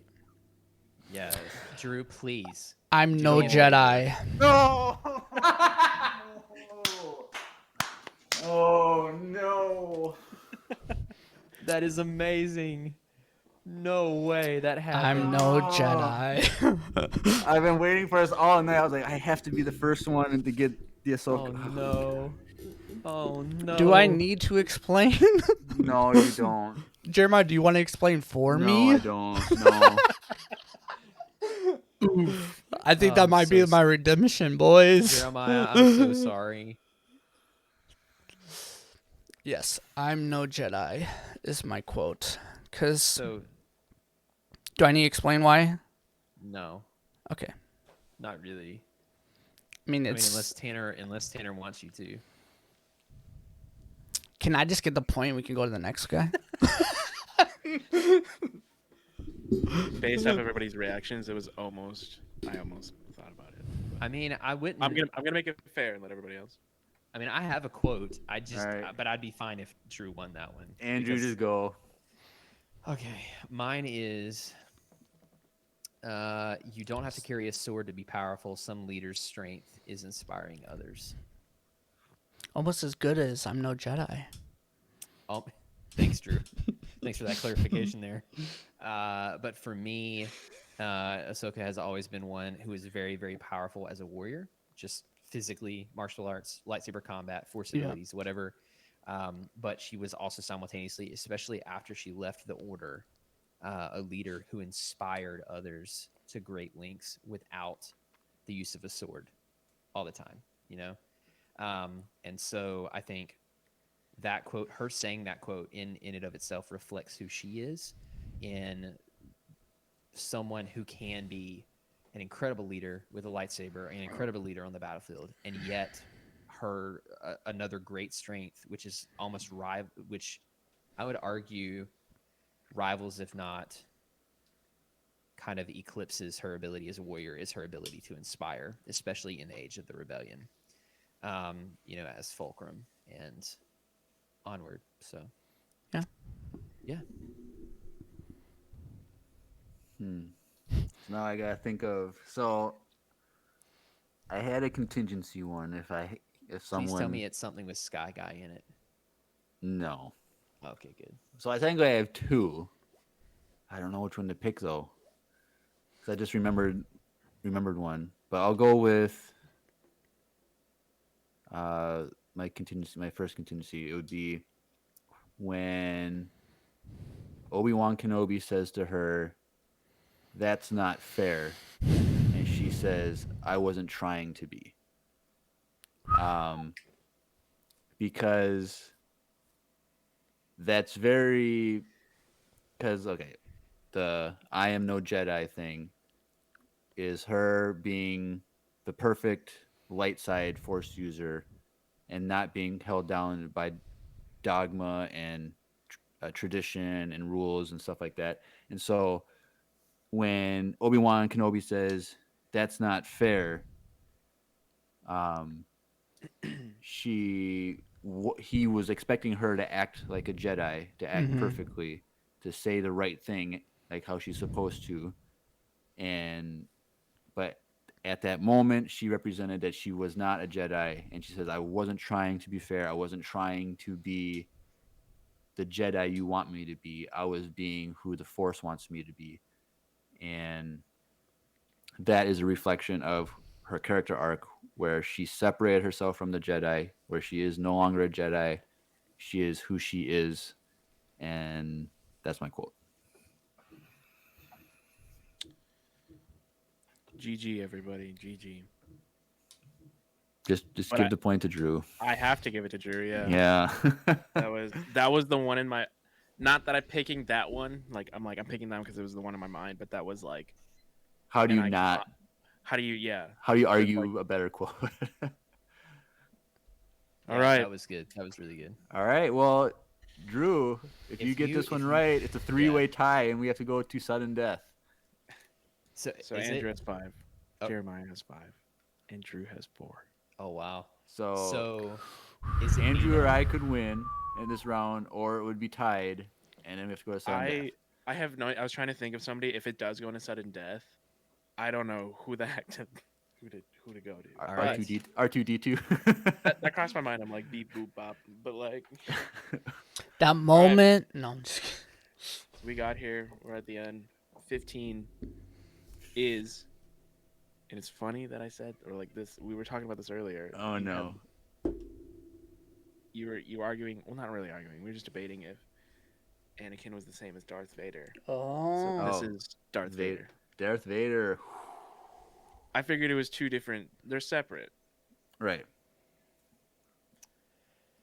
So, wow. Sorry, So my this voice is just broke. Drew's first. No, wait.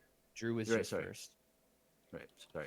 Because he shocked everybody with that stone. Yeah, he just stole it in the 11th hour. Yeah, I love that Jeremiah was actually just defending mine more when he was trying to say his. Wait, did we mess up the rotation though?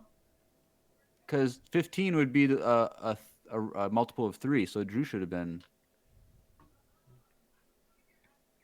Honestly, I've not been. No, because I knew that I was the next one because you went the last time. Oh. Jeremiah, do you want to go first? No, I don't care who goes first, but I was just confused. I thought Drew would have been the last round because that's 15 is multiple of 3. So, but it doesn't matter. Okay.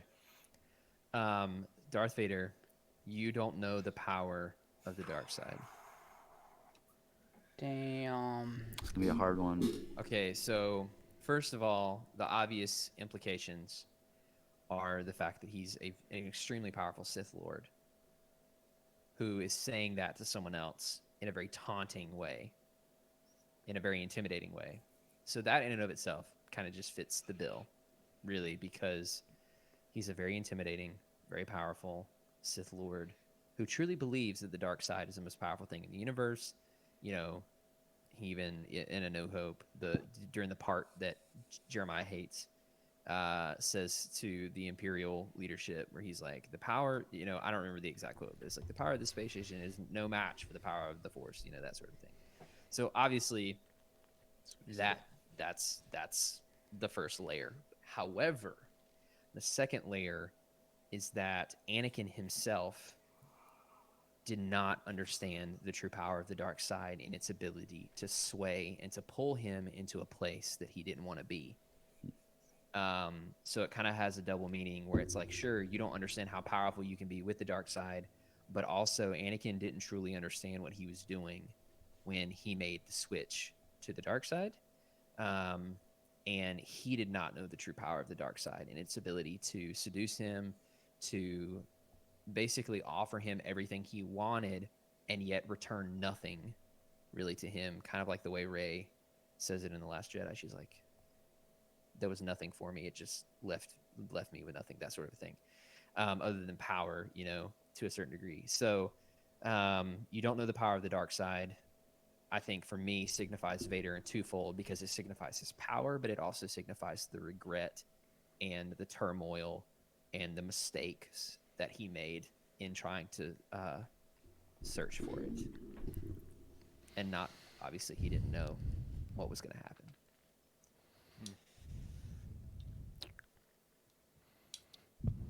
Drew, if you want to go, you can Wow. go if you want. I just need time to think. What? I thought it was going to end this. That's a flex move right there. Mm-hmm. All right. No, I am your father. this moment in Star Wars is one of the most intense moments in Star Wars in my eyes. To show that this young Jedi is trying to defeat the dark side of the Force, defeat the Empire essentially in this one moment, and to learn that this person that he's trying to defeat and kill with all of his strength and power is his father is so iconic in a lot of people's lives and a lot of people situations that like when you are like faced with a lot of situations, you see yourself in those situations. But besides that, it's just so crazy in that moment of Star Wars that like no one thought that was actually real. When this movie ended, no one actually thought like, well, no way, that is not his father. Like, how can that be? Like, it doesn't make any sense. I'm kind of mad I didn't use the Luke. Like, no, that's impossible. Like, I'm kind of mad that wasn't my Luke quote. But like, but to like for Vader to like realize like, yeah, this person, that's my kid. And to still go through and still try to make him go to the dark side is is showing so much that he isn't Anakin in this moment. To showing so much that he still is under Palpatine, that the dark side is still has a deep hold and control over him and who he is, that he's willing to cut off his own kid's arm to potentially kill his own kid to show that he wants him to come over to the dark side. That's more important than actually building a relationship with your own kid. And that's a super intense moment because he didn't even know that he had kids. He had no idea.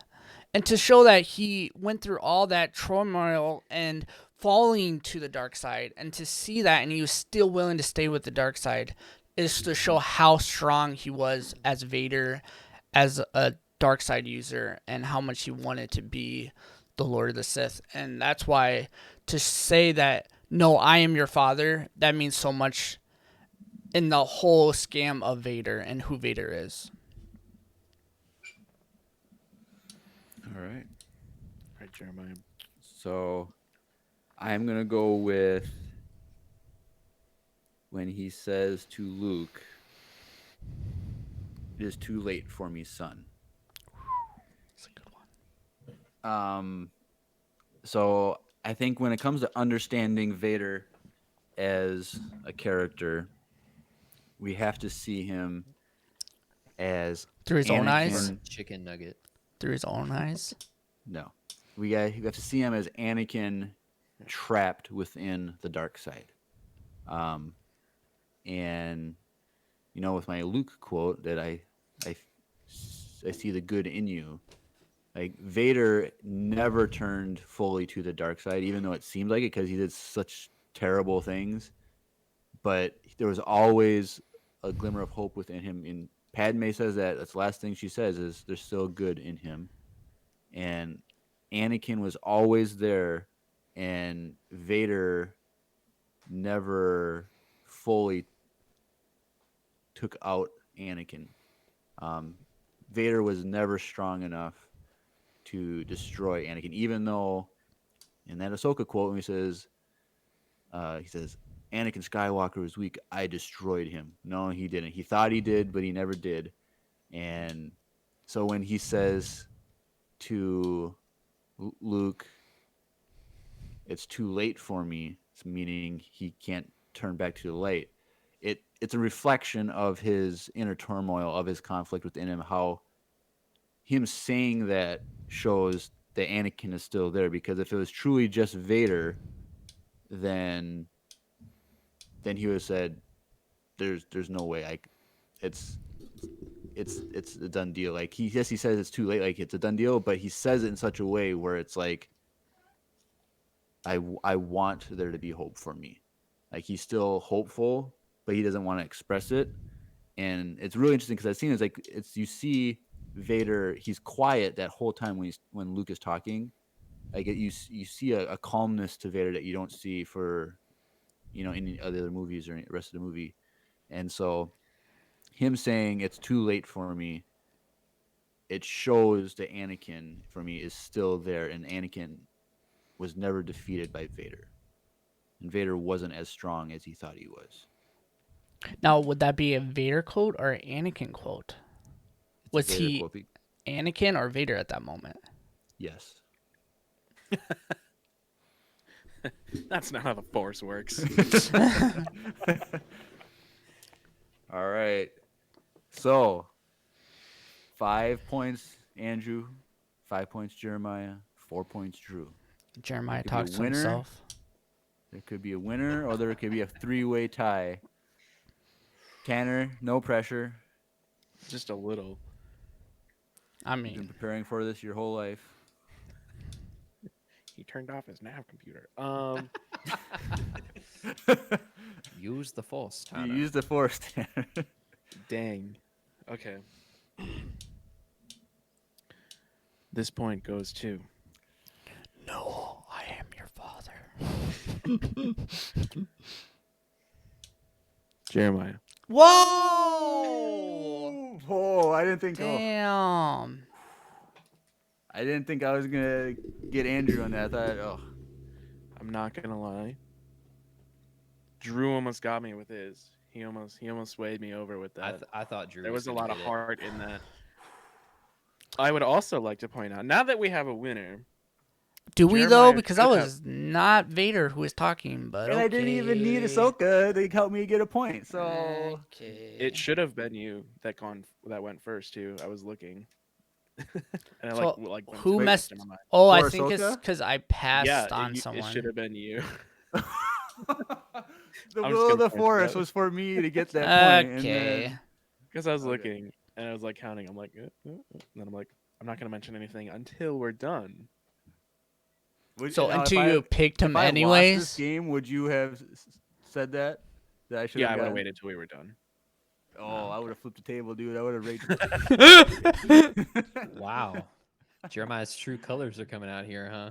The dark side is strong in that one. That's Apparently, yeah. Well, All right. All right. Well, awesome. It's right there. It's on paper. I'm the first winner. And there's notes about memes. Yes. Awesome. Oh, I'm excited. I'm excited about those. I'm excited to see those later. Little green raisin.